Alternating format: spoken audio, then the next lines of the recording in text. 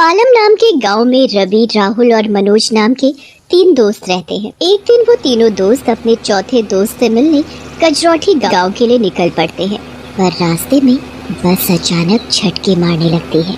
थोड़ी देर बाद बस अचानक रुक जाती है। अरे भैया, क्या हुआ? बस क्यों रोक दी? अभी जाकर देखता हूँ, तभी पता चलेगा। ड्राइवर नीचे जाकर बस चेक करता है तो उसे पता चलता है कि बस खराब हो गई है। ये बस खराब हो गई है और आगे नहीं जा पाएगी। आप सभी को यहीं उतरना होगा। अब तो रात ही हो चुकी है, हम आगे कैसे जाएंगे? भैया मुझे माफ करो, पर मैं कर भी तो क्या सकता हूँ। अरे रवि, यहाँ रुकने का कोई फायदा नहीं है, चलो यहाँ से निकलते हैं।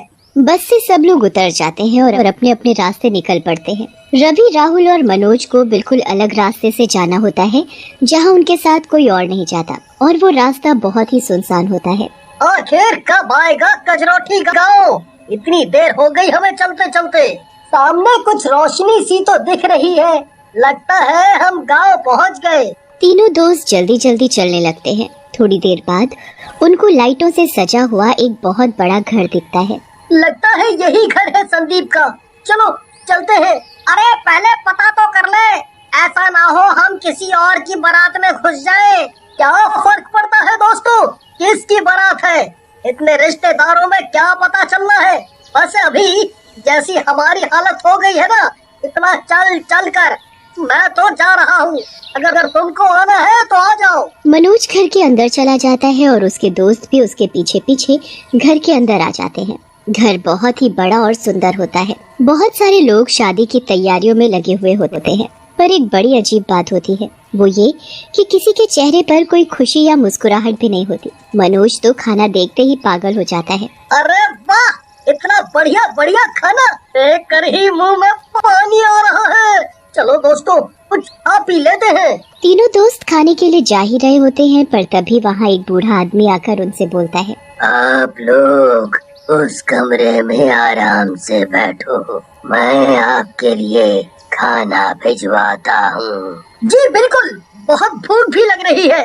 और कुछ ही देर में उनके लिए बढ़िया बढ़िया पकवान लाए जाते हैं। तीनों दोस्त भर भर कर पकवानों का मजा लेते हैं। अरे दोस्तों, मैंने तो कुछ ज्यादा ही खा लिया है, अब तो मुझे नींद आ रही है। हो यार, नींद तो मुझे भी आ रही है, पर हमें यहाँ से अब चुपके से निकलना होगा। तभी वहाँ एक औरत आती है। आपको नींद आ रही है तो आप कुछ देर इसी कमरे में आराम कर सकते हैं। 12 बजे निकलेगी, तब तक आप आराम कर लो। ये ठीक रहेगा, पर बारात जाएगी कहाँ? कजरौठी गाँव। इतना कहकर वो औरत वहाँ से चली जाती है। अरे वाह, ये बारात तो कजरौठी ही जाने वाली है। ऐसा करते हैं, हम लोग बारात के साथ ही निकल पड़ते हैं। हाँ बिल्कुल सही कहा तुमने, पर ये लोग कितने अजीब नहीं है, इसी के चेहरे पर कोई हंसी मुस्कुराहट ही नहीं। पता नहीं, पर कुछ तो अजीब है यहाँ।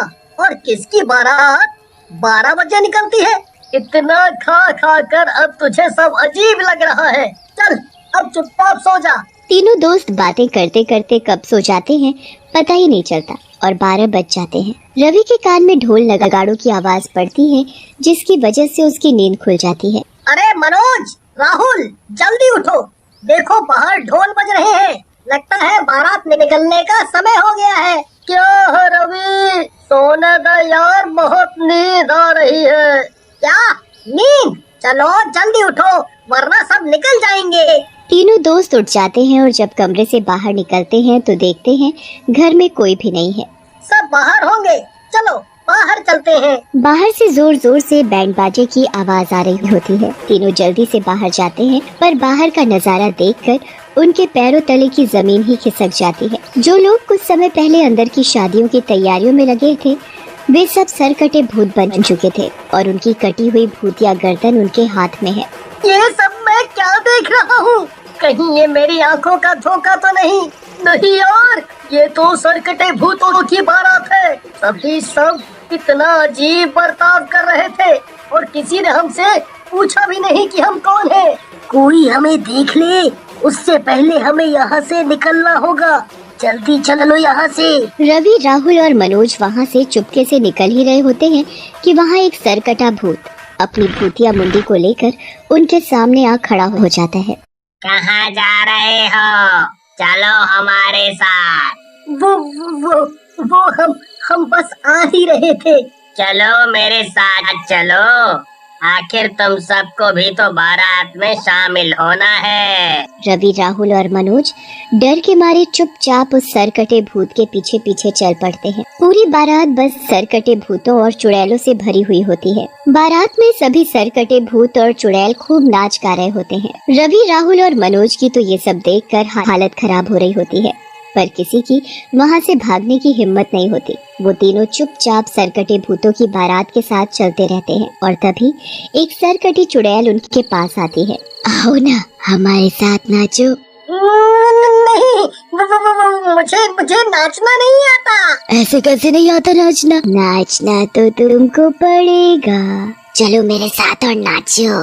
रवि की हालत खराब हो जाती है, पर वो चुपचाप बिल्कुल वैसा ही करता है जैसे उसको चुड़ैल बोलती है। वो भूतों और चुड़ैलों के बीच जाकर नाचने लगता है। राहुल और मनोज उसे दूर से देखकर परेशान हो रहे होते हैं, पर वो कुछ भी करने के लिए मजबूर होते हैं। बेचारा रवि, अब हम उसे वहाँ से कैसे निकालें? पता नहीं कहाँ फंस गए हम लोग। समझ नहीं आ रहा कि हम भूत चुड़ैलों से बचकर कैसे निकल पाएंगे। पूरे रास्ते सरकटे भूतों की बारात ऐसे ही आगे बढ़ती रहती है और तीनों दोस्त उनके साथ साथ चल रहे होते हैं।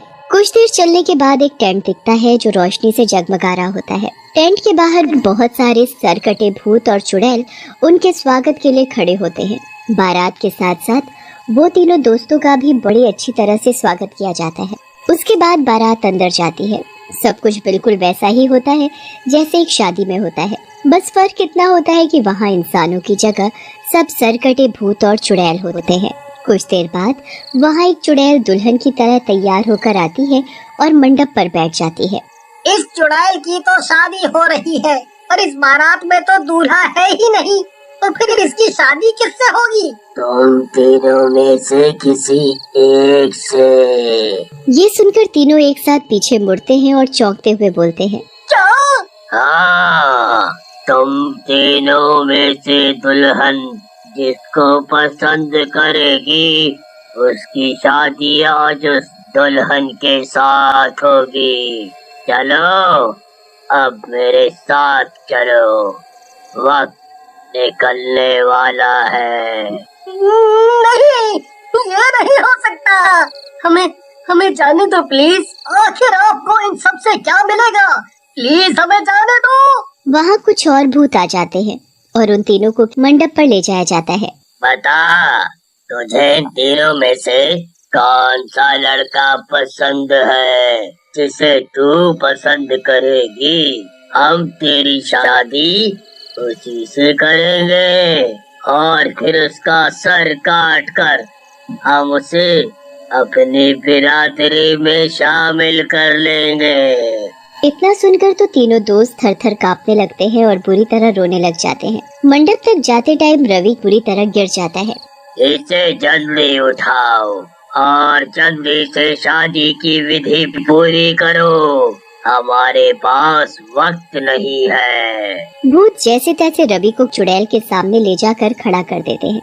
चुड़ैल उसमें से रवि को ही पसंद करती है और बस दोनों की शादी की विधि शुरू हो जाती है। वहाँ 2 माला भी पड़ी होती है, पर उन मालाओं में फूल नहीं बल्कि कटी हुई मुंडियाँ होती हैं। जल्दी करो, वक्त निकल रहा है। जल्दी से ये माला उठाओ और एक दूसरे के गले में पहनाओ। पहले चुड़ैल रवि के गले में माला डालती है और फिर जैसे ही रवि माला चुड़ैल के गले में डालता है, वो माला नीचे जमीन में गिरकर गायब हो जाती है। उस माला के साथ वो चुड़ैल, वहाँ खड़े सारे भूत और टेंट सब कुछ गायब हो जाता है। ये सब कैसे हो गया? कहाँ गए सारे भूत? ये सब सोचने का वक्त नहीं है हमारे पास। बस यहाँ से जल्दी भागो। तीनों दोस्त वहाँ से भागते हुए सीधा अपने दोस्त के घर सांस लेते हैं और अपने दोस्त को पूरी बात बताते हैं। तुमने आने से पहले बताया क्यों नहीं? उस रास्ते में से तो अक्सर सरकटे भूतों की बारात निकलती है, पर शायद तुम्हारी शादी होने से पहले ही 4 बज गए थे, इसलिए वो भूत अपने आप गायब हो गए। रात को सारे दोस्त मिलकर खूब हंसी मजाक करते हैं और रवि की शादी को लेकर उसका खूब मजाक उड़ाते हैं।